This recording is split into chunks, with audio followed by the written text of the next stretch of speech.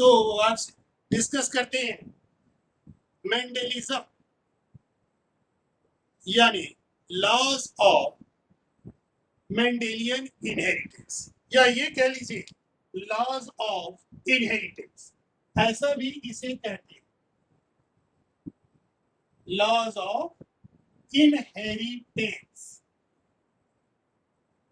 ये क्या है हमको मालूम बेटे, ग्रेगर जॉन मेंडल, जिसे हम फादर ऑफ जेनेटिक्स कहते हैं, he has conducted experiment plant hybridization in garden pea plant, that is Pisum sativa, for 9 years। तो यहां पर देखिए बेटे, ग्रेगर जॉन मेंडल,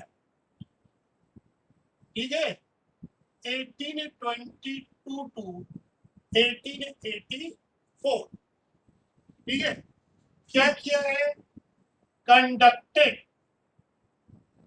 एक्सपेरिमेंट। कौन सा एक्सपेरिमेंट, प्लांट हाइब्रिडाइजेशन।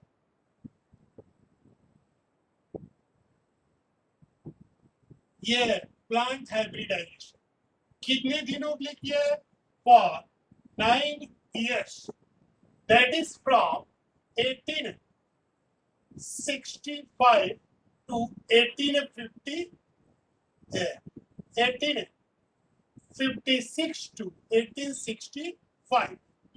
कहां पर, इन गार्डन पी, क्या नाम है, पाइसम सेटाइवा,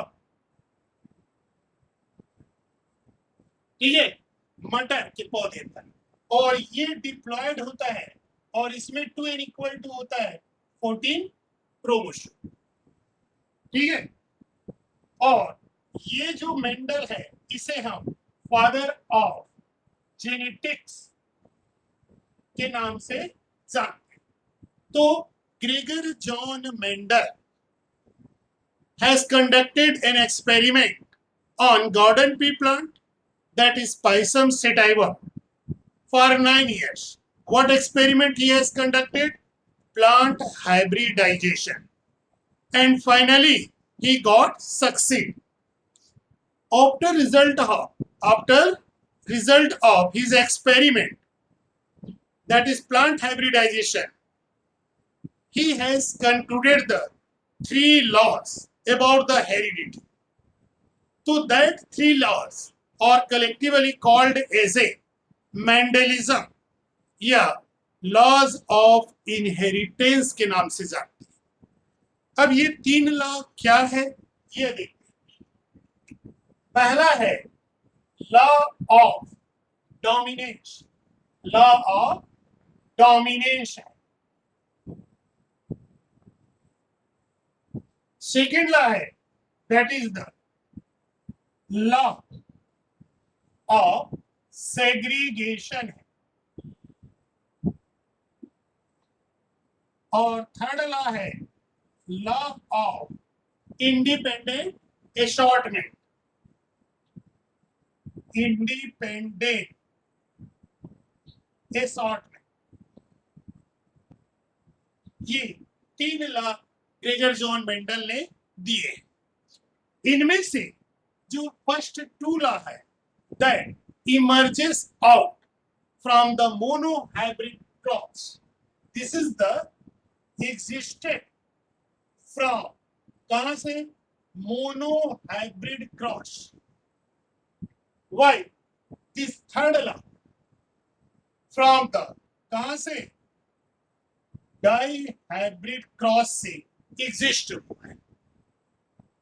लेकिन ये भी रिमेंबर करना है बेटे कि ये जो तीनों लॉ दिए हैं, law of dominance, law of segregation, law of independence assortment, इनके कुछ ड्रॉबैक्स भी। जैसे मेंडल ने जो लॉ ऑफ डोमिनेंस दिए हैं, इसके ड्रॉबैक है लॉ ऑफ इनकम्प्लीट डोमिनेंस, या जिसे हम कह सकते हैं इनकम्प्लीट डोमिनेंस। ये मेंडल के फर्स्ट लॉ के ड्रॉबैक। सेकेंड लॉ क्या दिया है? सेग्रीगेशन। और इस लॉ के ड्रॉबैक है non disjunction.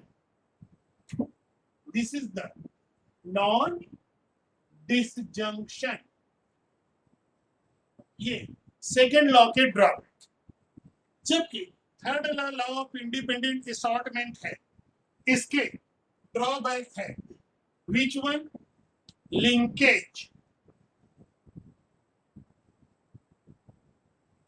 Linkage.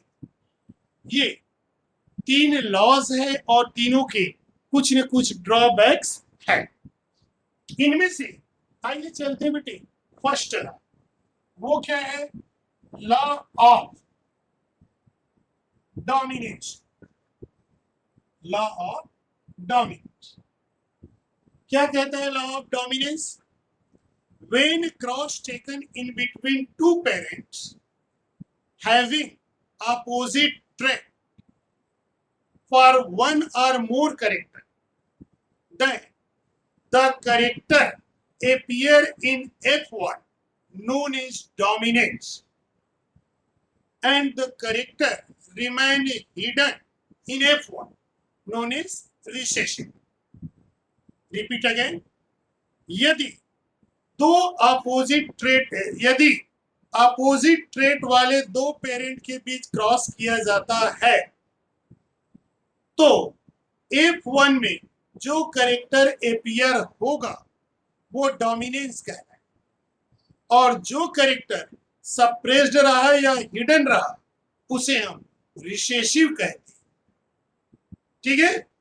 That is the cross taken in between two parents having opposite traits for one or more characters, then the character appear in F1 is known as dominance, while the character remain hidden is known as recession. यानी जब दो opposite trait वाले parent के बीच cross करते हैं हम, तो F1 में दोनों में से एक पेरेंट का कैरेक्टर एपियर होगा, और जो एपियर होगा दिखाई देगा वो डोमिनेंस होगा, और जिस पेरेंट का कैरेक्टर यानी जो कैरेक्टर हिडन रहा, सप्रेस्ड रहा, वो रिसेसिव कहलाता। ठीक है? तो डेफिनेशन देखते हैं बेटे। This is the when cross taken in between two parents। ठीक है? for two parents having opposite trait, opposite trait, trait कहिए या फिर traits कहिए, for one or more character। ठीक है? one or more characters। तो क्या होगा? then the character appear in F1, then the character appear in F1 यानी first generation, first filial, A for filial, known as dominant, and the character remain hidden या हम कहें suppressed, known as what? Recessive कहलाए। ये first law है, यानी दोनों F1 में दोनों में से किसी एक पेरेंट का कैरेक्टर एपियर होना ही है। जैसे देखो बेटा, हम लिए P1 यानी हम ले रहे हैं कार, इसका क्रॉस किए P2 यानी ड्वार्फ से, तो यहां हमने लिखा बेटे कैरेक्टर को वर्ड में लिखा है, और वर्ड में जो लिखा जाता है वो होता है फिनोटाइप। फिनोटाइप और इसी फिनोटाइप को हम सिंबल के रूप में इंग्लिश के अल्फाबेट का उपयोग करते हैं। टाल के लिए कैपिटल टी लिया है और ड्वार्फ के लिए स्मॉल टी लिया है। हमको ये तो मालूम है कि हर कैरेक्टर के लिए किसी भी डिप्लॉयड ऑर्गेनिज्म में 2 जीन होता है। हैप्लॉयड ऑर्गेनिज्म में 3 जीन हो, हर कैरेक्टर के एक जीन होगा। हैप्लॉयड में हर कैरेक्टर के लिए 1 जीन, डिप्लॉयड में हर कैरेक्टर के लिए 2 जीन और ट्रिप्लॉयड में हर कैरेक्टर के लिए 3 जीन।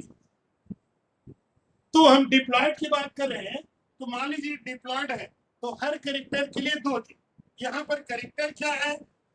कैरेक्टर है हाइट है,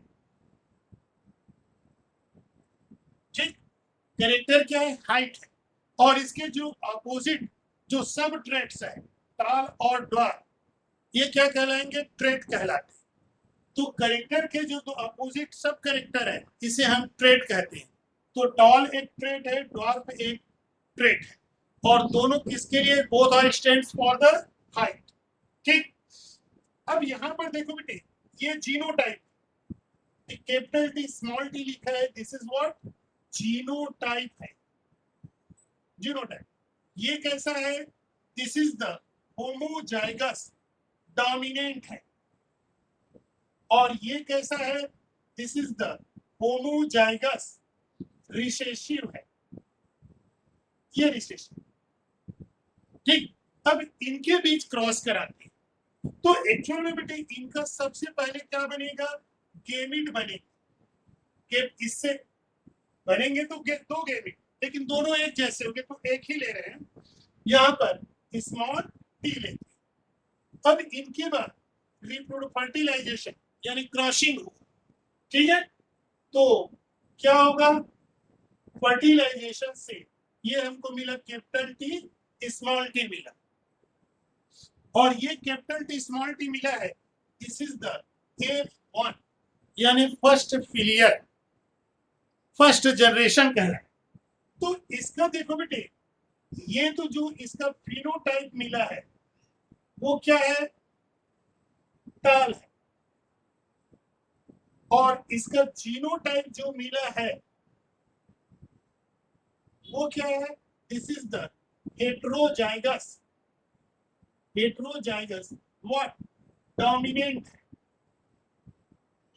तो यहाँ खुद देखो, जब 2 अपोजिट ट्रेट वाले पेरेंट, एक टाल लिया है और एक ड्वार्फ लिया है, ये अपोजिट ट्रेट के बीच क्रॉस किया है, तो F1 में भी हमको क्या मिला? टाल मिला है, टाल प्लांट मिला है। तो टाल क्या हो जाएगा? डोमिनेंट हो जाएगा। लेकिन ये जो ड्वार्फ है यानी इसके जीन रिसेसिव है, ये F1 में अपीयर नहीं हुआ है, इसलिए ये रिसेसिव है।